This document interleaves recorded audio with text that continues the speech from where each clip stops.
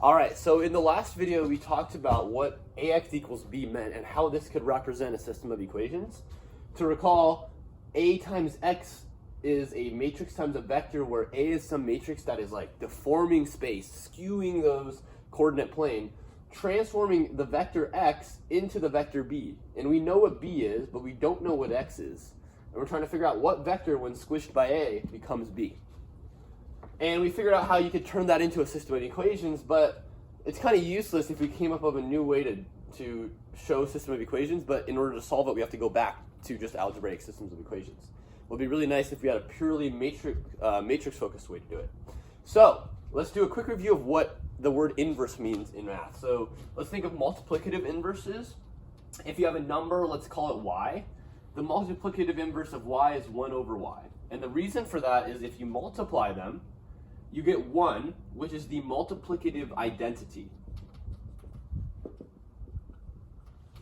The additive inverse is negative y, because if you add them, you get 0, which is the identity for addition. What does it mean to be identity? It means the multiplicative identity, if you multiply by this number, you just get back what you originally had. The additive identity, if you add by this number, you get back what you originally had. The reason I tell you this is because we're going to have an identity for matrix multiplication. And we're going to call this a to the negative 1, kind of how this is y to the negative 1. And the idea is if we multiply by a to the negative 1 on the left side of both of these equations, multiplying something by its identity, or by its inverse, sorry, gives you an identity. And let's call that I. And the definition of identity is if you multiply by the identity, it doesn't change anything. So what you have is you have I x hat over here, and you have a inverse b over here, just from multiplying by the inverse of a. We don't know what that looks like yet, but just from the idea of what an inverse and identity is. And then we know multiplying by an identity doesn't do anything. That's the definition of identity. So basically you can just cross this out, and you get x equals a inverse b. And if this is a matrix, which we'll find out it is, then we can just do this matrix vector multiplication just using the straight up definition in order to get our vector x. Now the problem is, what is A inverse? And so that's what we're going to figure out today. And we'll start by actually figuring out what is identity. What is the identity matrix? And it's actually quite simple. This is the 2x2 identity matrix. And maybe stare at it for a while and think about why that's the identity matrix. Let's look at it geometrically. Geometrically, what does this matrix mean? Well, remember, a matrix is a transformation where it tells you where the basis vectors end up. Where this is I hat and this is j hat. Well, in this case, I hat is going to end up at 1, 0. J hat is going to end up at 0, 1. Wait a minute, that's just the normal basis vectors. So basically this is saying that the basis vectors don't move. And if the basis vectors don't move, then all the vectors in the plane are still the same vectors, right? They don't get transformed by inverse. And that's the whole definition of what an inverse is. So we know that this is I. And you can imagine that this can be generalized to higher dimensions. And maybe take a second to think about what the 3x3 inverse or identity matrix would look like. And the answer to that is it's a matrix with a diagonal row of 1s. And if you watch that video on how to solve systems of equations using matrices, you'll remember that using those 3 rules, we were trying to get to a matrix that looked like that. And that was because we wanted like x equals 3 and y equals 5, or et cetera, et cetera. But we were actually finding the identity matrix. We just didn't know what it was back then. So that aside, let's figure out how we can figure out A inverse. And what's the key thing here? The key thing is that A inverse times A is the identity. And I'm going to show you quickly how to find the inverse. Again, this is like more computation. It's definitely something that's going to be taught in class. I mainly want to focus on intuition so that these things mostly make sense. But I'll run through this super quickly with a quick example. Let's just pick a 2, 3, 4, 5. I don't know if these numbers are going to be nice, but we'll see. And over here, we're going to have 1, 0, 0, 1. What we're going to want to do is we're going to try to turn this into the identity matrix. And again, you might be like, why did I choose this particular setup?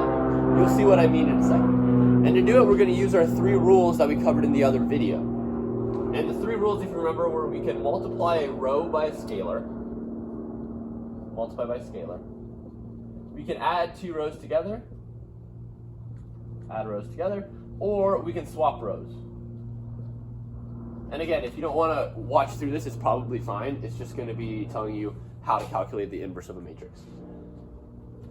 So what we're going to do is we're going to try to turn this left side into the identity, but this whole thing is a 2x4 matrix. So we'll see what happens. By changing these numbers into the identity, it's going to change this too.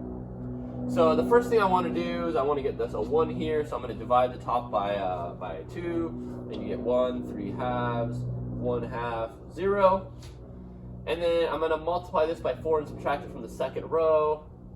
So to do this multiplied by 4 is going to get 6. Subtract it from 5, you get -1. Multiply by 4 here, you get 2. Subtract from this, you get -2. This is 1. And then again, I want a 1 here, so I'm going to multiply this bottom row by -1. So I'm just going to put some negatives in here. And then I'm going to multiply this by 3 halves and subtract it from the first row. So I get 1, 0. 2 times 3 halves is 3. 1 half minus 3 is -5 halves. -3 halves minus hard math.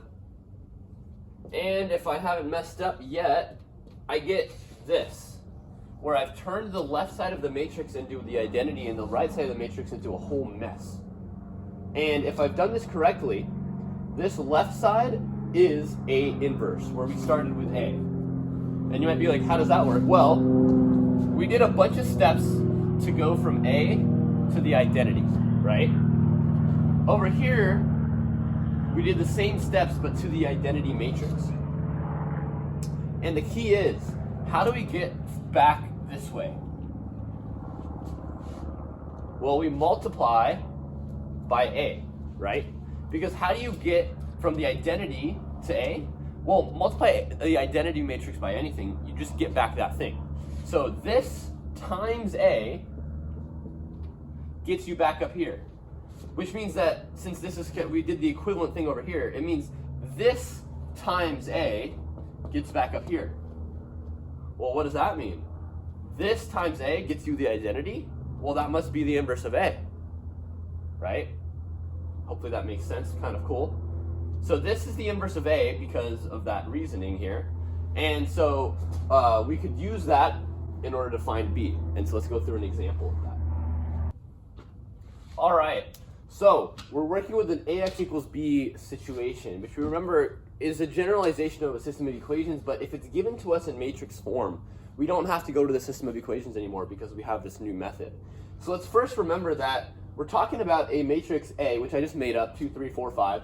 Or I guess I should read it as 2, 4, 3, 5, right? Because this is the I hat vector and that's the J hat vector. And that's telling us where the I hat vector and the J hat vector end up after this kind of linear transformation which squishes space. And you start out with this regular Cartesian plane. And actually in this case, this is kind of what it looks like. I had trouble drawing it because it's so squished. And actually this up here is the x-axis and this is the y. Like the x swapped over here and the y got pushed down here, so the whole thing got, so this is like a little more extreme change than some of the other ones we looked at. And I picked this random vector 1, 1, which basically tells us that after this transformation, where some vector in the input space, whatever, it might look like that, got turned into the vector 1, 1. And the question is, what is that vector? And that's what this x vector is. Now, what we said was, we can solve this AX equals B equation by multiplying by the inverse of A on the left side of both sides of this equation. And one thing I kind of neglected to mention is that this is not a matrix vector multiplication. This is a matrix multiplication. And we haven't really talked about how you can do that or what that even means. But we'll talk about that in the next video. And for now, we'll just take it as for granted, remembering that inverses multiplied together gets you the identity. And so what that means is that here's the inverse that we calculated on the other side of the board. And these two things multiplied together, which we'll talk about how to do that later, is going to give you 1, 0, 0, 1, the identity, times our x1 and our x2. And we still have our 1, 1 over here, but remember we multiplied on this side as well by negative 5 halves, 3 halves to negative 1. Remember that multiplying the identity by anything by definition just gives you back this. So we have our vector x is equal to this matrix vector product. And maybe take a second to see if you remember how to calculate that. It is the dot product of this row with this column. So that's going to be negative 5 halves plus 3 halves. And then it's the dot product of this row with this column, which is 2 minus 1. And so this will give you negative 1 and 1.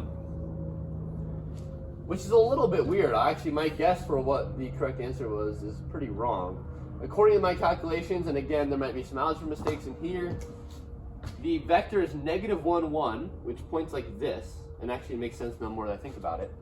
Because our thing did a bunch of crazy stuff, and like the axes flipped and everything, that ended up in the direction of 1, 1, which is actually quite a swap there.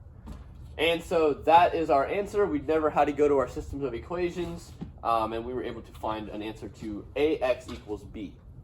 And again, in class, you'll figure out ways to calculate A inverse for like bigger matrices. The matrix has to be square. We'll talk about more about non-square matrices in another video.